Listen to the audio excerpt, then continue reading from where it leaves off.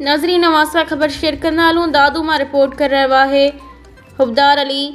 SSP दादू captain retired अमीर सऊद मक्सी जी अगवाणी में police operation अलमीज़ान के बे मरहले में भी मुअसर कार्रवाइयूं जारी आहिनि। कच्चे ऐं पके वारनि इलाक़नि में सरगर्म ॾोहारियुनि ऐं मंशात जे डीलरनि जे ठिकाणनि ते छापा।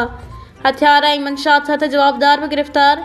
सुबुह सवेर दादू के कच्चे में पुलिस जी वरी नफ़री साण क़तल फुरन ऐं ॿियनि ॾोहनि में मुलविस ॾोहारियुनि ऐं उन्हनि जी सौदतकारनि जी गिरफ़्तारी लाइ मुंदर इस्माइल जा भाण ऐं जान मोहम्मद ख़ुश्क वारनि इलाक़नि में सर्च ऑपरेशन कयो वियो। इन खां अलावा दादू शहर में भी वॾे पैमाने ते मंशात फ़रोशनि ख़िलाफ़ इंटेलिजेंस बेस्ड ऑपरेशन कयो वियो। ऑपरेशन में दादू ऐं जोही सर्किल जा DSP CIA टीमूं ऐं मुख़्तलिफ़ थाणनि जे SHOs हिस्सो वरितो।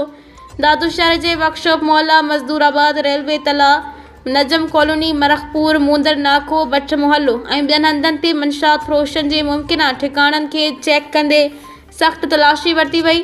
सर्च ऑपरेशन दौरान हथियार, चर्स, गुर्दो, शराब, सुल्फियूं, भंग ऐं मंशात तोड़ण जो डिजिटल कांटो हथायो।